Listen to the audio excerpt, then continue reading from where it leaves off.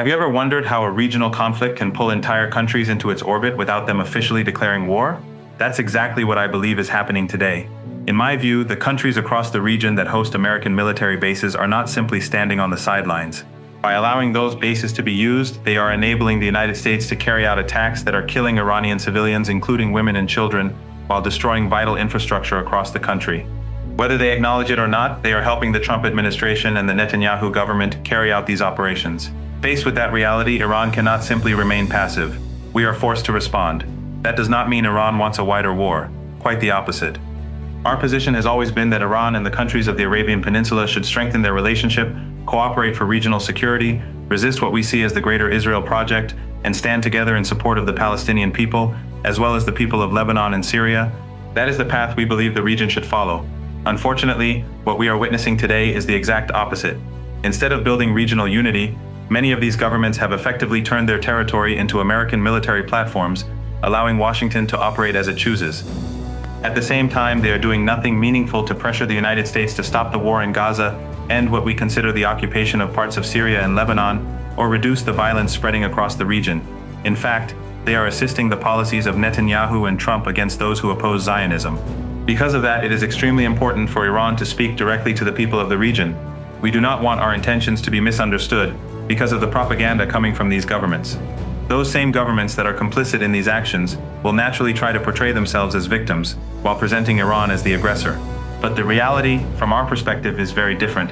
They are participating in the campaign against Iran, and that is why we want ordinary people throughout the region to understand that our actions are not directed at them. Our dispute is not with the people of these countries. It is with governments that have chosen to support policies we believe are fueling this conflict. There is one point that I think people should always remember. During the 40-day war, roughly 3,500 to 3,600 Iranians were killed. Yet, according to the official figures released by the countries hosting American bases, fewer than 20 people were killed collectively on their side. That difference is significant because it shows that Iran has consistently tried to avoid harming civilians in neighboring countries. We have never wanted innocent people to suffer. We do not want our brothers and sisters across the region to be caught in this conflict. That is why I believe the people of these countries should encourage their own governments to change their foreign policy.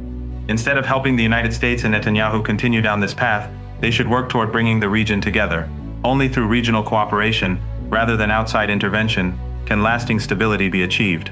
The only thing I would add is this: if this war continues, the issue will go far beyond American military bases in the region. If the United States carries out the threats we have heard from President Trump, including attacks on Iranian bridges and electrical power plants, then countries such as Kuwait, Saudi Arabia, Qatar, Bahrain, the United Arab Emirates, and Oman will increasingly have to face the consequences.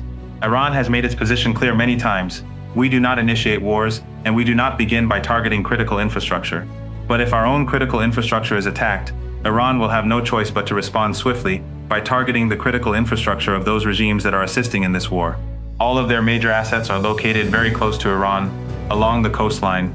These are desert countries whose economies depend on electricity, oil, gas, and stable infrastructure. That is why they should think very carefully about the direction this conflict is taking. Their government should be pushing the Americans to change course rather than helping them continue this campaign. As things stand today, these governments are complicit. They are assisting the United States while innocent Iranians are being killed every single day. Iranian civilians are being targeted and private property is being destroyed. They cannot expect to remain untouched if the conflict reaches a point where Iran is forced to defend itself by responding in kind. If Iran's power plants are destroyed, then the power plants in these countries will also become legitimate targets. If our energy sector is attacked, then their oil and gas facilities will be at risk as well. I warned people in these countries about this during the 40-day war. But today the danger is even greater because we are in the middle of July. The weather across the Arabian Peninsula is extremely hot and humid. A major disruption to electricity or essential infrastructure under these conditions would quickly create a humanitarian crisis, and many people would be forced to leave. These governments could find themselves unable to cope with such a situation. Beyond the region, the consequences would spread throughout the global economy. A serious disruption to energy exports through the Strait of Hormuz would trigger shortages and economic damage on a scale we have not yet experienced. We are already much closer to that scenario than many people realize. That is why I believe these governments must treat the current situation far more seriously than they did during the Ramadan War. If the United States chooses to attack Iran's critical infrastructure, Iran will be forced to retaliate, and the consequences will affect the entire region. As significant as the recent statements from American officials may seem, I do not believe anyone in Iran is making new calculations based on what J.D. Vance is saying. Our focus is not on political messaging coming out of Washington. Our focus is on preparing for every possible scenario.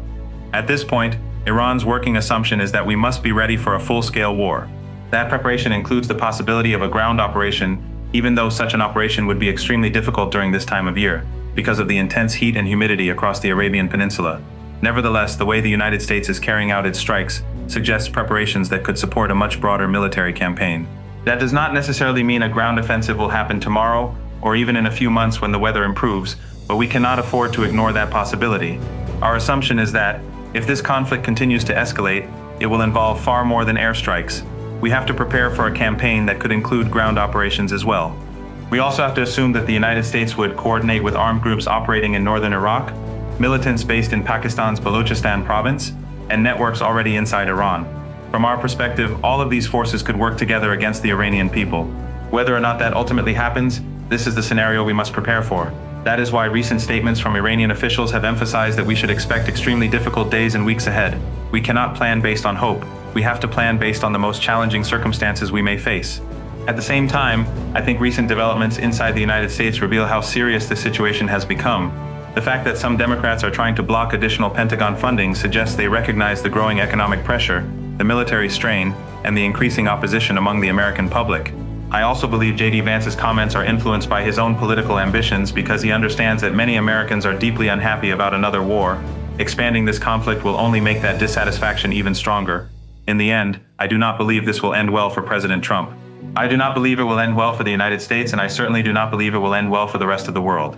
Despite the political debate taking place in Washington, Iran will continue to move forward based on one assumption, that a full-scale war remains a real possibility, and we must be fully prepared for it. Even if, hypothetically speaking, the United States decides to back down and stop fighting, that does not mean everything immediately returns to normal. Iran will not simply reopen the Strait of Hormuz and act as though nothing has happened. From our perspective, normalization depends on whether the Memorandum of Understanding is fully implemented. That means the commitments that have already been made must finally be honored. Until that happens, we do not believe there can be a genuine return to normal conditions. In practical terms, that means the issues that led to this crisis cannot simply be ignored.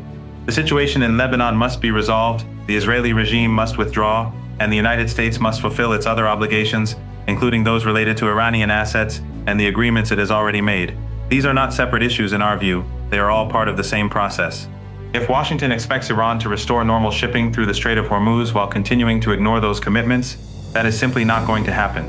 We have reached a point where promises alone are no longer enough. What matters now is action. Whether those obligations are fulfilled tomorrow, 1 month from now, or even 6 months from now does not change our position. Iran will not accept another situation where the United States ignores its responsibilities while expecting everything else to return to business as usual. Lasting stability requires more than a temporary ceasefire. It requires that agreements be respected and commitments be carried out in full. Until that happens, Iran will continue to maintain its position because, from our perspective, the issue is no longer just about ending military operations. It is about ensuring that the obligations already accepted by the United States are finally fulfilled before any real normalization can take place.